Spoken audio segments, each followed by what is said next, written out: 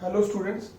तो आज से पहले अपन ने क्या किया था, we have done numerical on superposition principle. इससे पहले वाले लेक्चर में न्यूमेरिकल क्या था, यही लास्ट न्यूमेरिकल था। अभी सुपरपोजिशन प्रिंसिपल पे जो न्यूमेरिकल है वो खत्म नहीं हुए। वी हैव मोर न्यूमेरिकल्स, और भी न्यूमेरिकल्स होते हैं, और भी तरह के क्वेश्चंस आते हैं, है ना, जो पूछे जाते हैं। तो वो सारे के सारे आज अपन करेंगे, ठीक है। तो सबसे पहले एक इजी क्वेश्चन से शुरू करते हैं, more questions of superposition principle. Formula आपको पता है, k q1 q2 upon r square, और वेक्टर सम होता है। फोर्स हमेशा लाइन ज्वाइनिंग के अलोंग लगता है। जिस चार्ज पे फोर्स पूछा है उसको मूव करो, आपको जिधर मूव करेगा that will the direction of the force. जैसे एक क्वेश्चन में और देता हूं आपको, ये रेगुलर हेक्सागन है, this is a regular hexagon. ये charge plus Q minus Q, plus Q minus Q, plus Q minus Q, और बिल्कुल इनके सेंटर के ऊपर एक चार्ज रखा हुआ है स्मॉल क्यू, और इसकी साइड जो है वो आर है। तो सारी साइड्स आर होंगी, आपको पता है। Now you have to find out net force on this small q. इस स्मॉल क्यू पर नेट फोर्स पता करना है। What is the net force on small q? Small q पे नेट फोर्स कितना है पता करना है। तो स्क्रीन पोज करके सारे के सारे बच्चे सॉल्व करेंगे। तो देखो, सबसे पहले ये स्मॉल क्यू है। इस स्मॉल क्यू की बात करें तो this is a small q. Small q पे ये प्लस क्यू किधर फोर्स लगाएगा? लाइन ज्वाइनिंग के अलोंग अपनी तरफ लगाएगा, अपने से दूर, अपनी दूर नीचे की तरफ। तो कितना लगाएगा? K q q upon r square, इतना लगाएगा। ये माइनस क्यू, तो इसका काम हो गया। ये माइनस क्यू इस स्मॉल क्यू को अपनी तरफ अट्रैक्ट करेगा, कितने फोर्स से? K q q upon r square, नीचे की तरफ बुलाएगा, तो ये कितना हो जाएगा? 2 टाइम्स हो जाएगा, ठीक है। तो इन दोनों का हो गया। अब सिमिलरली ये माइनस क्यू इसको क्या करेगा बेटा? अट्रैक्ट करेगा इधर। ये इस पे निकालना है तो इसको मूव करेंगे, माइनस क्यू के कारण ये किधर मूव करेगा बेटा? ऊपर की तरफ। तो k q q upon r square ये हो जाएगा। फिर उसके बाद ये प्लस क्यू इस स्मॉल क्यू को क्या करेगा बेटा? अपनी तरफ बुलाएगा, अपने से दूर, अपने से दूर उधर जाएगा। तो ऑलरेडी इतना फोर्स था, तो ये 2 टाइम्स हो जाएगा। सिमिलरली ये प्लस क्यू इस प्लस क्यू क्या करेगा बेटा? रिपेल करेगा, कितने फोर्स से? K q q upon r square. ये माइनस क्यू स्मॉल क्यू क्या करेगा? अट्रैक्ट, कितने फोर्स से? यही, तो ये 2 टाइम्स हो जाएगा। समझ रहे? अब 3 फोर्सेस है, तो 3 को तो आप सॉल्व नहीं कर सकते, पहले 2 को सॉल्व करेंगे फिर आगे सॉल्व करेंगे। तो ये एंगल कितना, हर एक के बीच में एंगल कितना? 120, क्योंकि तीनों बराबर है तो 120 डिग्री का एंगल है, कोई भी 2 के बीच में। तो जब भी 2 बराबर फोर्सेस के बीच में 120 डिग्री का एंगल हो, तो मैंने बताया था कि इक्विवेलेंट क्या आता है? उतना ही आता है। तो ऊपर की तरफ फोर्स आ गया 2 k q q upon r square, और नीचे की तरफ फोर्स आ गया 2 k q q upon r square. अभी इससे क्या हो जाएगा? कैंसिल। तो नेट फोर्स कितना आएगा बेटा? 0। So this is the condition. Net force कितना आएगा बेटा? 0 आएगा, ये इसके अंदर आएगा, ठीक है। अब अपन आगे बढ़ते हैं। इट इज वेरी इजी, बहुत आसान सवाल था ही, है ना, सारे बच्चे आराम से कर सकते थे। अब देखो, अब जो अगली प्रॉब्लम्स आती हैं वो आती इक्विलिब्रियम पॉइंट। कौन सा पॉइंट? इक्विलिब्रियम पॉइंट की प्रॉब्लम्स आती है। अब इक्विलिब्रियम पॉइंट क्या होता है? It is a point where net, equilibrium का मतलब क्या हुआ कि जहां पर नेट फोर्स कितना हो? 0। कितना हो? 0। मैं कुछ बातें बताऊंगा, वो ध्यान रखनी है आपको, ठीक है बेटा। देखो बातें क्या ध्यान रखनी है। देखिए, जैसे इक्विलिब्रियम का मतलब समझ, जैसे मान लो ये प्लस क्यू चार्ज है और ये प्लस क्यू चार्ज है, रख दिया, ठीक है। ये प्लस क्यू चार्ज है और ये प्लस क्यू चार्ज है, और मैंने यहां पर सेंटर पर एक स्मॉल क्यू चार्ज रखा, ठीक है। तो मैं आपको ये पूछ रहा हूं कि what is the net force in this small Q? जो स्मॉल क्यू है ना, इस पर नेट फोर्स कितना? आपसे सिंपल सी बात पूछी जा रही है, ठीक है। तो स्मॉल क्यू पे नेट फोर्स कितना, आप बताइए मुझे। कि ये प्लस क्यू है, ये दूरी आर है, ये दूरी आर है, ये प्लस क्यू स्मॉल क्यू को इधर फोर्स लगाएगा, कितना लगाएगा? K q q upon r square. Very good. और ये प्लस क्यू स्मॉल क्यू पे इधर फोर्स लगाएगा, कितना लगाएगा? K q q upon r square. तो मतलब स्मॉल क्यू पे नेट फोर्स कितना है? 0, क्योंकि ये वाला फोर्स इससे क्या हो गया? कैंसिल। मतलब अपन ये कह सकते हैं कि ये जो आपका पॉइंट है, आपका जहां पे स्मॉल क्यू रखा हुआ, मान लो पी पॉइंट है, ये आपका इक्विलिब्रियम पॉइंट है। कौन सा पॉइंट है? इक्विलिब्रियम पॉइंट को ई लिखेंगे ताकि अपन थोड़े बहुत रिलेटिविस्टिक बन पाए। ई पॉइंट जो है वो आपका इक्विलिब्रियम पॉइंट है, क्योंकि वहां पर नेट फोर्स कितना बेटा? 0 है। ये समझ रहे? तो ऐसा पॉइंट जिस पर नेट फोर्स कितना हो बेटा, 0, तो उसे अपन क्या कहते हैं बेटा, इक्विलिब्रियम पॉइंट कहते हैं। ठीक है, जैसे ये दो बराबर चार्ज थे। अब आपको थोड़ी सी चीजें मैं आपको बता दूं, है ना, इधर देखो, थोड़ी सी चीजें बता दूं, फिर मैं एक पॉइंट लिखा दूंगा, वो कॉपी में लिखना है।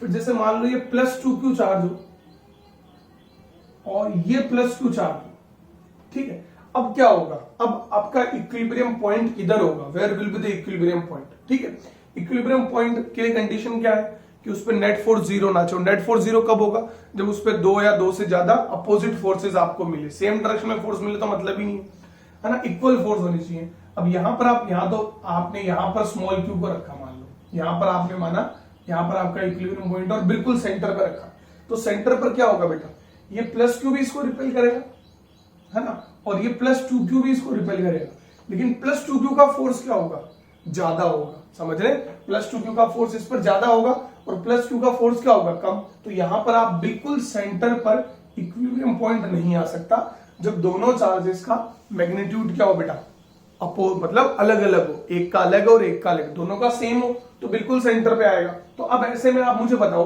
कि ये जो स्मॉल q चार्ज है इसको मैं किधर मूव करूंगा। अगर मैं स्मॉल q चार्ज को इसके पास लेकर आऊंगा ना +2q के, तो +2q के कारण जो फोर्स है वो और बढ़ जाएगा। क्यों, क्योंकि फोर्स क्या होता है, इनवर्सली प्रोपोर्शनल टू r²। तो r को कम करोगे तो फोर्स तो अपने आप और बढ़ेगा ही। समझ रहे, तो मैं करूंगा क्या कि मैं इस +q को, स्मॉल q को इससे +2q से दूर लेके जाऊंगा ताकि इसका फोर्स क्या हो जाए, कम। समझ रहे हो, और मैं किसके पास लेके जाऊंगा, दोनों काम करने। यहां पर है क्या, बीच में क्या हुआ कि इसका फोर्स कम है और इसका फोर्स ज्यादा है, तो मैं अगर इस चार्ज को इधर लेके जाता हूं तो इसका फोर्स कम होता है और इसका फोर्स ज्यादा होता है, और एक पॉइंट आएगा जहां पर इसका फोर्स बढ़ बढ़ के और इसका फोर्स कम कम के दोनों बराबर हो जाएंगे। समझ रहे, तो ये तो बात हुई जब दोनों चार्जेस आपके सेम नेचर के हो, मतलब प्लस प्लस हो, माइनस माइनस हो और दोनों का मैग्नीट्यूड अलग अलग हो। समझ रहे, तब इक्विलिब्रियम पॉइंट कहां लाई करेगा, closer to a charge which is having smaller magnitude. समझ रहे, और अगर दोनों का मैग्नीट्यूड बराबर है ना, दोनों का मैग्नीट्यूड बराबर है और दोनों का नेचर सेम है, तो इक्विलिब्रियम चार्ज कहां लाई करेगा बेटा, इक्विलिब्रियम पॉइंट कहां लाई करेगा, बिल्कुल सेंटर पे। ये सारी बातें मैं लिखा दूंगा। चलो ये बात हो गई, यही डिस्कशन, यही बातें करेंगे, फिर क्वेश्चन करेंगे अपन। ठीक है, देखो अब जैसे अगला सवाल आपको बताते हैं, है ना, मान लो ये आपका +4q है ना, +4q है और ये -q है, this is the -q charge. अब वो बोलेगा where should a third charge be placed so that it experiences no net force. अब वो नो नेट फोर्स का मतलब क्या हुआ कि वही इक्विलिब्रियम पॉइंट कहां पर है। तो अब देखो आप, एक प्लस और एक माइनस, अभी तक दोनों केसेस में मैंने दोनों प्लस या दोनों माइनस की बात की थी, एक प्लस और एक माइनस। अभी आपको सब समझ में आएगा, आप समझना अच्छे से, जब मैं चीजें लिखाऊंगा लास्ट तक देखना इस वीडियो को, तब आपको न्यूमेरिकल जब कर पाओगे ना इसके, तब आपको समझ में आएगा कि सर ऐसी बातें क्यों बता रहे थे। अब जैसे ये +4q है और ये -q है, अब मैं चार्ज को रखूं तो मैं कहां पे रखूं चार्ज को, वेयर शुड आई प्लेस। आप बोलो सर बीच में कहीं रख दो, या फिर आप बोलो सर ये बीच में तो रख नहीं सकते, दोनों का मैग्नीट्यूड अलग अलग है, तो स्मॉलर वाले के पास रख दो। चलो स्मॉलर वाले के पास रख देते, ठीक है। तो स्मॉलर वाले के अगर पास रखता हूं मैं स्मॉल +q चार्ज, तो इस -q के कारण उस पर फोर्स किधर होगा, इधर होगा, खुद की तरफ होगा, that is force due to -q। -q इस स्मॉल q को क्या करेगा बेटा, अपनी तरफ खींचेगा। मैंने बताया था force always acts along line joining, पिछला वाला वीडियो बहुत इंपॉर्टेंट था। और ये +4q इसको क्या करेगा, रिपेल। तो 4 ड्यू टू +4q भी इधर हो गया। तो अब इधर तो आप कोई भी लोगे, इस +q को इस रीजन में कहीं भी पुट करोगे तो होगा क्या कि इन दोनों फोर्सेस की डायरेक्शन क्या हो गई है, सेम। और इक्विलिब्रियम पॉइंट तो कब आएगा, जब दोनों फोर्सेस की डायरेक्शन कम से कम अपोजिट तो हो, ताकि दोनों को बैलेंस कर सके। तो यहां तो आप कहीं भी रखोगे, यहां रखो यहां रखो, दोनों फोर्सेस की डायरेक्शन क्या हो गई है, सेम हो गई है। तो यहां पर कोई इक्विलिब्रियम पॉइंट अलाइन नहीं करेगा, no equilibrium point in this region, कोई भी इक्विलिब्रियम पॉइंट नहीं आएगा इन दोनों के बीच में।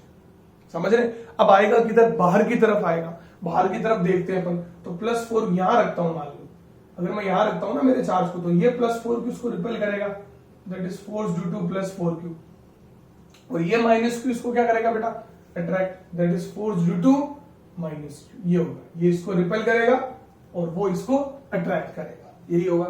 ठीक है, अब यहां पर दोनों फोर्सेस क्या हो गए, अपोजिट हो गए, तो यहां पर इक्विलिब्रियम पॉइंट आने की संभावनाएं है ना। मान लो यहां पर देखते हैं, तो यहां पर इस स्मॉल q को ये -q क्या करेगा, अट्रैक्ट, तो फोर्स ड्यू टू -q इधर आएगा, और वो +4q क्या करेगा, repel. That is force due two plus 4q इधर आएगा, समझ रहे? तो अब दोनों साइड, दोनों के बाहर वाली साइड फोर्सेस की डायरेक्शन क्या है? अपोजिट। अब आपको ये डिसाइड करना है कि इस वाली साइड इक्विलिब्रियम पॉइंट लाई करेगा या इस वाली साइड इक्विलिब्रियम पॉइंट लाई करेगा। अंदर तो लाई कर ही नहीं सकता क्योंकि दोनों में फोर्सेस की डायरेक्शन क्या हो गई है? सेम। अब देखो अपन ये डिसाइड करते हैं। तो देखो अगर मैं इधर पॉइंट लेता हूं तो 4q के कारण, 4q के एक तो ये चार्ज क्या हो गया, 4q का एक तो मैग्नीट्यूड वैसे ही ज्यादा है, तो 4q के कारण q पर जो फोर्स है वो ऑलरेडी, स्मॉल q पर जो फोर्स है वो ऑलरेडी ज्यादा होगा। और आपने क्या करा, पॉइंट इसके पास और ले लिया।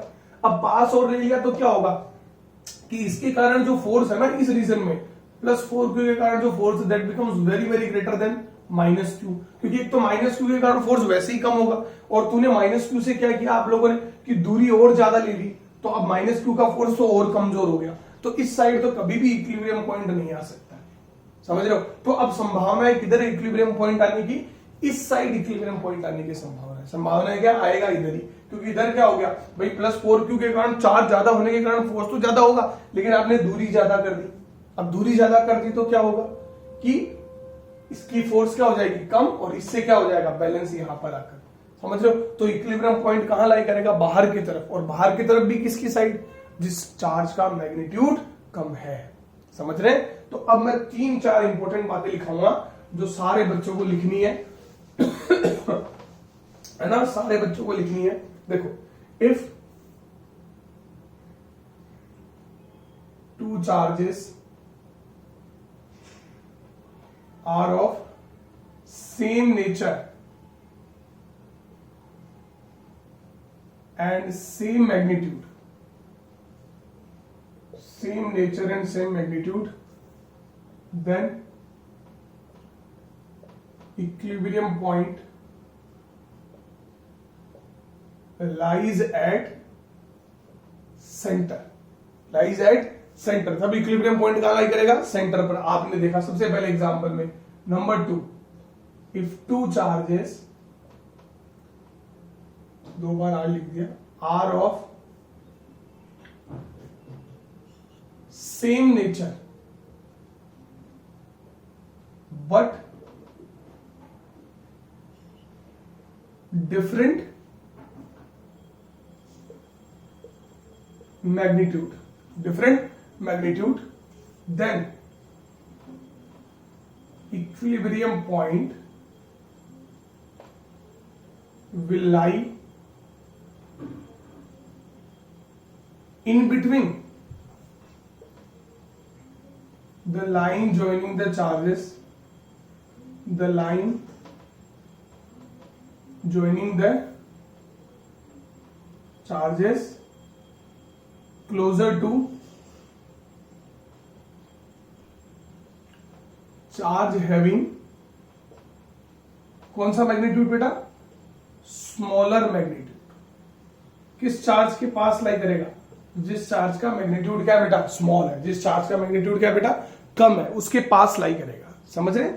तीसरी बात जो अपने को समझनी है कि if two charges are of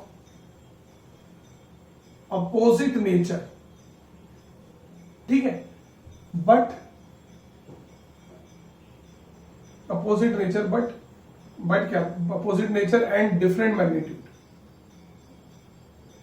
opposite nature है और मैग्नीट्यूड अलग अलग है, न्यूमेरिकल करेंगे तो सब क्लियर हो जाएगा, एंड डिफरेंट मैग्नीट्यूड, देन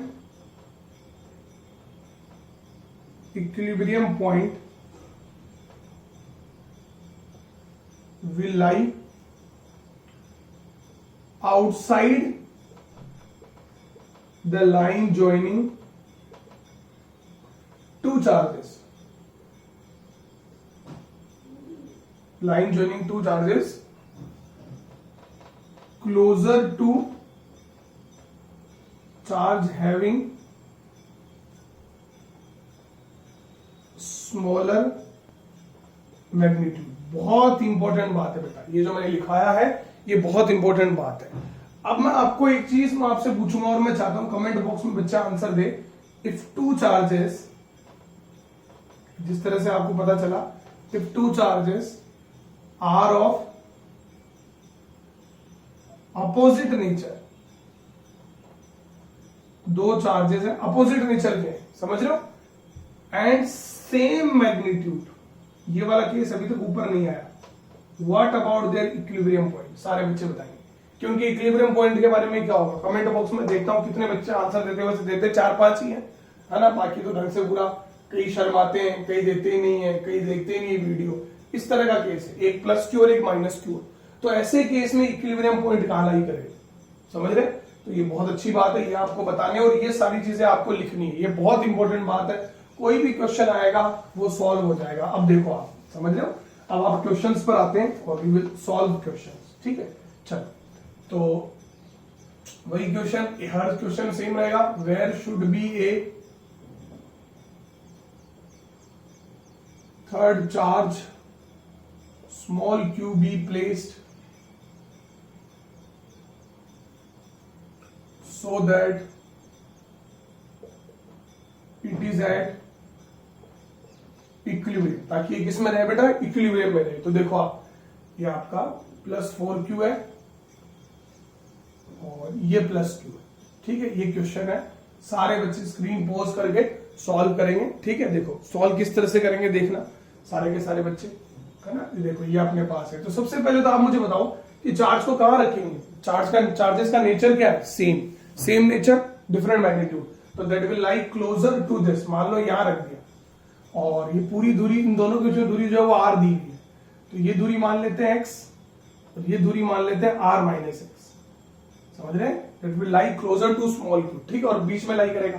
तो अभी स्मॉल क्यू पर ये +4q इधर फोर्स लगाएगा, इसको इधर भगाएगा, कितने फोर्स से, k4kq upon r minus x का होल स्क्वायर, यही है, ठीक है। और ये +q स्मॉल q को इधर लगाएगा, कितने फोर्स से, kq अपॉन एक्स स्क्वायर। तो अब इक्विलिब्रियम के लिए क्या चाहिए, दोनों फोर्स बराबर होने चाहिए, तो आप देखिए kq upon x square must be equal to 4kq upon r minus x का होल स्क्वायर, kq से kq गया 1 अपॉन एक्स स्क्वायर और 4 अपॉन r माइनस एक्स का होल स्क्वायर। कभी भी ना वो आप क्रॉस मल्टीप्लाई करने की गलती मत करना, हमेशा क्या लो आप, स्क्वायर रूट लो, तो 1 upon x 2 upon r minus x, अब क्रॉस मल्टीप्लाई कर दो, समझ रहे हो, स्क्वायर रूट लेंगे तो r minus x is equal to 2x, तो क्या आएगा बेटा 3x is equal to r, तो x इक्वल टू क्या है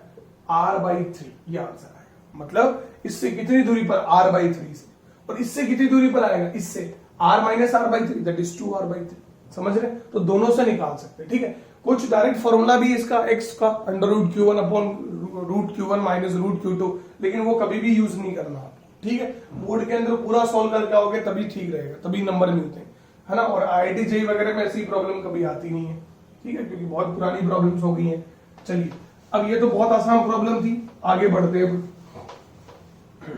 है ना। अगली प्रॉब्लम देखो सारे के सारे बच्चे, ये 25q है, -25q और ये -4q है, तो सारे के सारे बच्चे वही क्वेश्चन है कि where should be third charge small q be placed so that it is at equilibrium. Same question you है, सेम क्वेश्चन है, सारे के सारे बच्चे करेंगे स्क्रीन पोस्ट करके। तो दोनों का नेचर क्या है बेटा, सेम है, तो नेचर सेम है तो चार्ज कहां करना पड़ेगा, कहीं बीच में, और बीच में भी किसके पास में, जिसका मैग्नीट्यूड कम है, मतलब -4q के पास में, तो q को यहां रख दिया, ये दूरी कितनी होगी बेटा x, पूरी दूरी r माननी है अपने को, और ये कितनी होगी r माइनस एक्स, ये होगी। तो अब आप स्मॉल q की व्याख्या को देखो, स्मॉल q को ये -4q क्या करेगा, अपनी तरफ बुलाएगा, कितने फोर्स से, 4kq अपॉन एक्स स्क्वायर, और ये -25q अपनी तरफ बुलाएगा 25kq upon r minus x square. ये तो मैं आदत आपकी छुड़वा ही चुका हूं कि कभी भी चार्जेस का वो नहीं रखना, साइन नहीं रखना, हमेशा मैग्नीट्यूड रखना जब भी फोर्स अपन कैलकुलेट करें।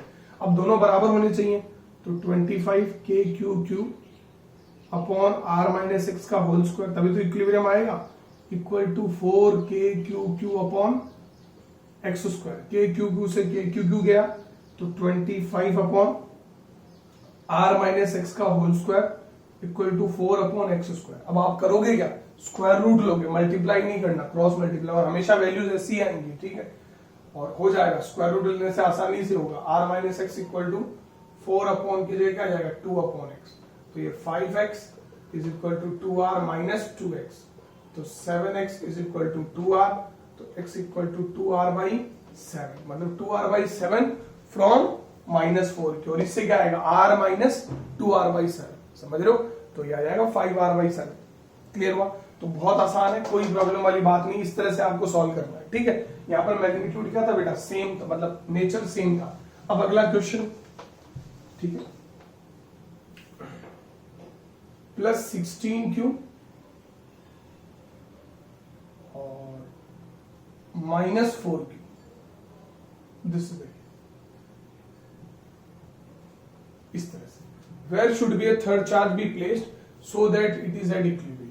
बहुत अच्छा सवाल है, बहुत ही अच्छा सवाल है। देखते हैं कितने बच्चे, कॉन्सेप्ट जो मैंने बताया वही है ना।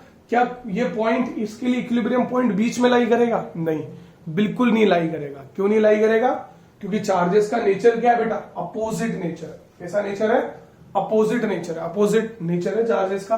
तो लाई कहां करेगा? बाहर की तरफ। और बाहर की तरफ भी किसकी बाहर की तरफ लाई करेगा? जिसका मैग्नीट्यूड स्मॉल है, -4q। तो मान लो आपका q चार्ज यहां रखा हुआ है x दूरी पर, तो लीजिए x दूरी पर। तो अब माइनस स्मॉल q की कंडीशन देखो आप, स्मॉल q को ये -4q क्या करेगा? अट्रैक्ट। किस फोर्स से बोलो? 4kq upon x square. Charges का साइन लेना ही नहीं है। और ये प्लस 16q उसको क्या करेगा? रिपेल। किस फोर्स से बोलो? 16kq अपॉन, अब दूरी क्या लेना है, यहां से कंफ्यूज हो जाता ना, r प्लस x का होल स्क्वायर। वेरी गुड, ठीक है। अब इक्विलिब्रियम में क्या होगा बेटा? दोनों के फोर्स बराबर होंगे। 16kq upon r plus x का whole square equal to 4kq upon x square. kq गया तो 16 अपॉन r प्लस x, ये भी कर सकता था, 4 चौक 16, तो 4 अपॉन r प्लस x का whole square equal to 1 upon x square. अब क्या होगा? दोनों तरफ स्क्वायर रूट लेंगे, तो 2 upon r plus x equal to 1 upon x, तो 2x equal to r plus x, तो x इक्वल टू क्या आएगा? r। ये देखो आप समझ रहे हैं, x इक्वल टू r मतलब यहां से कितनी दूरी पर आएगा? r दूरी पर। और इससे कितनी दूरी पर आएगा बेटा? 2r दूरी पर। समझ रहे? कोई प्रॉब्लम नहीं है इसके अंदर, बड़ा आसान प्रॉब्लम, ठीक है। बस वो जो शुरू में जो 3 पॉइंट लिखाए थे, 4 पॉइंट लिखाए थे, 4 चौथे का तो आपको जवाब देना है सबको, है ना। देखते कितने बच्चे जवाब देते हैं, है ना। चौथे का तो जवाब देना, अगले लेक्चर में डिस्कस करेंगे उसको। चलिए अगली प्रॉब्लम और देता हूं आप लोगों को, है ना। -9q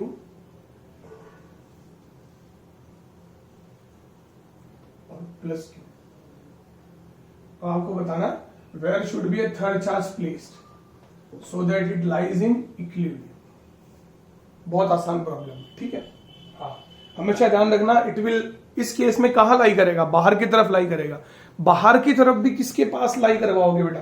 जिसका मैग्नीट्यूड क्या हो? स्मॉल हो। समझ रहे हो? तो मान लो आपका चार्ज यहां लाई कर रहा है एट डिस्टेंस x। समझ रहे हैं? अब देखते हैं, है ना। इसमें यह मत सोचना कि -9q + q से छोटा है, नहीं बेटा, मैं आपको मैग्नीट्यूड की बात कर रहा हूं, इसीलिए मैंने ये सवाल दिया। कई बच्चे सोचते हैं, खुद ट्राई करा करो, अगर खुद हो जाए तो बहुत अच्छी बात है। तो ये इधर रिपेल होगा kq अपॉन x स्क्वायर, ये +q स्मॉल q को उधर भगाएगा। मैंने ये तो बोला था कि जिसपे फोर्स पता कर रहे हो उसको फ्री करो और along the line joining move करो। ये -9q +q को अपने पास बुलाएगा, कितने फोर्स से? 9kq upon r plus x का होल स्क्वायर। दोनों फोर्स बराबर होंगे, 9kq upon r plus x का whole square, kq upon x square, डै उड़ गया, तो 9 अपॉन r प्लस एक्स का whole square equal to 1 upon x।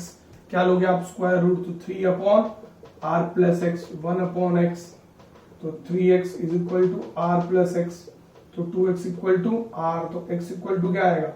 r/2। तो इससे कितनी दूरी पर? r/2। इससे कितनी? r प्लस r/2, 3r/2 इससे, ठीक है। तो बेटा देखा आपने कि कितनी आसानी से you have solved equilibrium problems. तो ये भी किस पर बेस्ड है बेटा?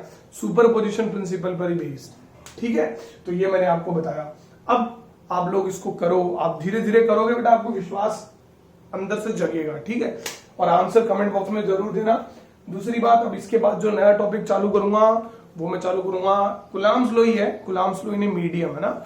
मीडियम के अंदर कुलाम्स लॉ किस तरह से लगता है, और फिर थोड़े बहुत क्वेश्चन अपन करेंगे, ठीक है बेटा। चलिए।